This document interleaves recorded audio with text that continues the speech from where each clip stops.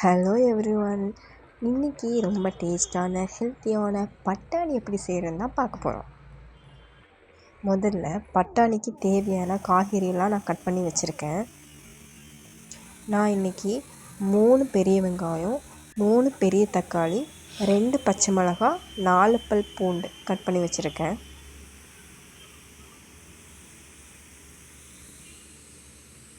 First கடாயில் தேவையான அளவு ஆயில் ஊற்றி ஒரு பட்டை, சோம்பு, பிரியாணி இலை போட்டு கிளறிக்கோங்க.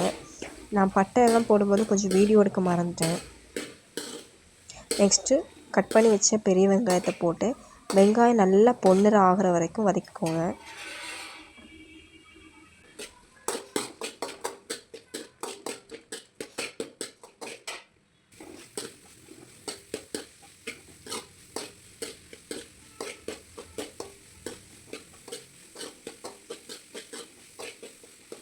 இப்போ பாருங்கள், கொஞ்சம் வெங்காயம் நல்லா வதங்கிடுச்சு.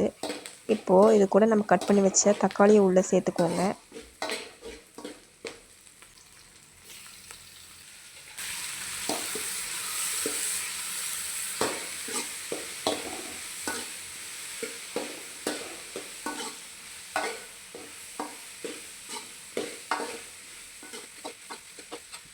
இந்த தக்காளி கூட கொஞ்சம் உப்பு சேர்த்து வதக்குனிங்கன்னா தக்காளி கொஞ்சம் சீக்கிரமாக வதங்கிடும்.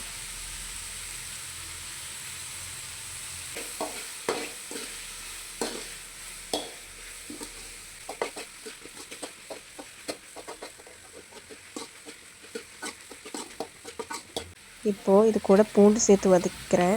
இது கூட ஒரு துண்டு இஞ்சி சேர்த்து வதக்கினா நல்லாயிருக்கும். ஆனால் என்கிட்ட இஞ்சி இல்லை, அதனால் நான் இப்போது இஞ்சி பூண்டு பேஸ்ட்டு சேர்த்து கொஞ்சம் நல்லா வதக்கிக்கிறேன். நீங்கள் இஞ்சி பூண்டு பேஸ்ட்டு வச்சுருந்தீங்கன்னா பூண்டு தேவையில்லை. இப்போ நல்லா அந்த பச்சை வாசம் போகிற வரைக்கும் நல்லா வதக்கிக்கோங்க.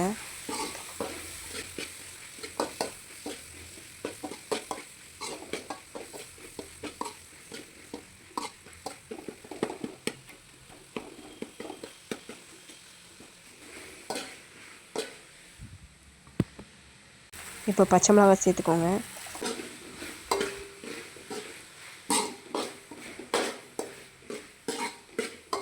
இப்போது இஞ்சி பூண்டு பேஸ்ட்டோட வாசம் எல்லாம் நல்லா போன அப்புறமா நம்ம இது கூட மசாலாலாம் ஆட் பண்ணிக்கலாம். நான் இங்கே ஒரு சின்ன ஸ்பூனில் 1/4 ஸ்பூன் மஞ்சள் தூள், 1 ஸ்பூன் மிளகாய்த்தூள், 4 ஸ்பூன் மல்லித்தூள் போட்டு நல்லா கிளறி விட்டுக்கிறேன். 1/4 ஸ்பூன் சிக்கன் மசாலாவும் சேர்த்துக்கோங்க. இந்த மசாலாவோட பச்சை வாசனை எல்லாம் போகிற வரைக்கும் நல்லா இதை வதக்கிக்கோங்க.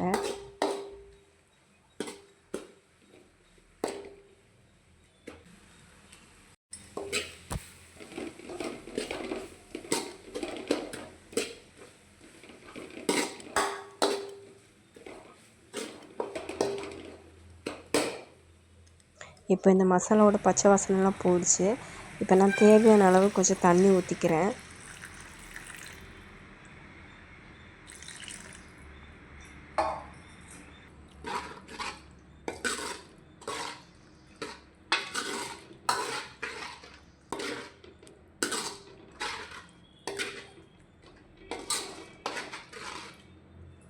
இப்போ நல்லா கிண்டி விட்டுட்டு ஒரு கொதி வந்ததும் ஒரு மூடி போட்டு மூடி விட்டுருங்க.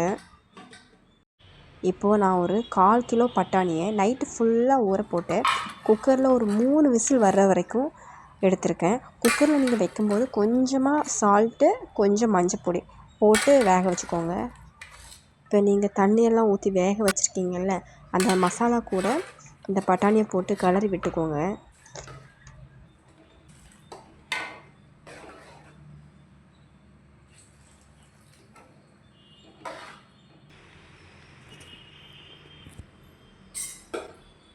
இப்போது இதில் உப்பு கரெக்டாக இருக்கான்னு பார்த்துக்கோங்க. பத்தலைனா இன்னும் கொஞ்சம் போட்டுக்கோங்க. ஒரு 5 நிமிஷம் நல்லா கொதிக்கட்டும். ஒரு மூடி போட்டு மூடி வைங்க.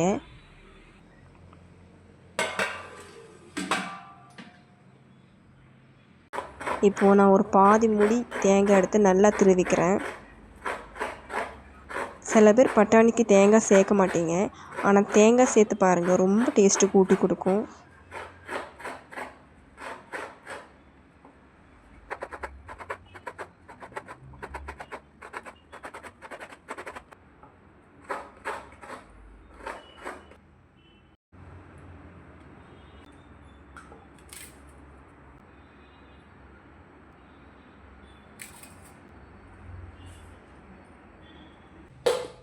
நான் இப்போ தேங்காயில் திருவினனால அதை ஒரு வாட்டி அரைச்சிக்கிறேன். இப்போ 10 நிமிஷம் கழித்து இந்த அரைச்சி வச்ச தேங்காய் உள்ளே போட்டு நல்லா கிளறிக்கோங்க.